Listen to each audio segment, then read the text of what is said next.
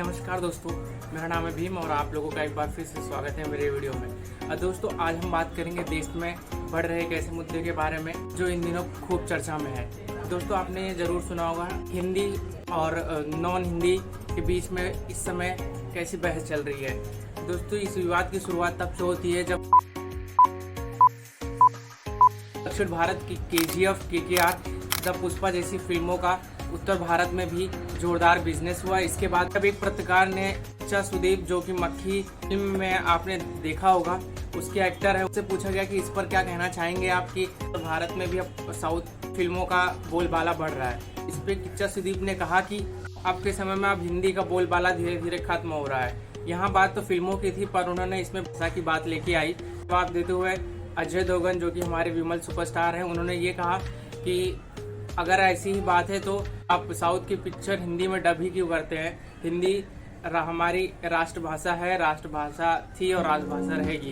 आपको बताना चाहता हूँ कि भारत की कोई राष्ट्रीय भाषा है ही नहीं, राजभाषा है। राजभाषा और राष्ट्रभाषा में आपको मैं अंतर बता दूं।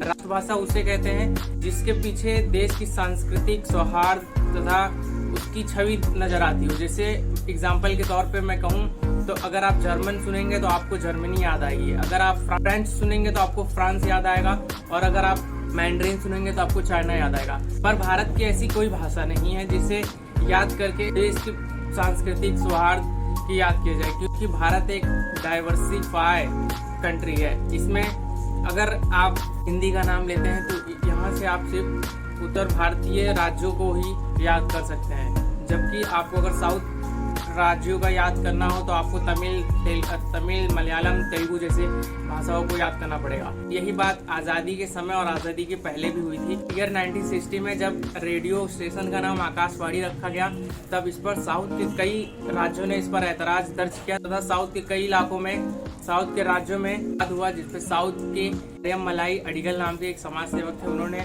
इस बात से ऐतराज किया कि रेडियो स्टेशन का नाम आकाशवाणी क्यों रखा। उन्होंने अपने यहाँ रेडियो स्टेशन का नाम तमिल वंचोई रखा। जी हाँ, तमिल वंचोई। तो ये विवाद आज का नहीं, काफी समय पुराना है। और इसी को लेकर जब आजादी के बाद ये मांग उठी कि देश एक भाषा का उपयोग किया जाए, तो इस पर समय श्यामा प्रसाद मुखर्जी ने ये कहा था कि हिंदी को ही राष्ट्रभाषा चुनी जानी चाहिए। पर उस समय साउथ से आने वाले नेताओं ने इसका विरोध किया, और जिसके बाद श्यामा प्रसाद मुखर्जी ने हिंदी को ही सिर्फ एक देश एक भाषा के तौर पर चुना, जिसके बाद साउथ में कई सारे दंगे हुए।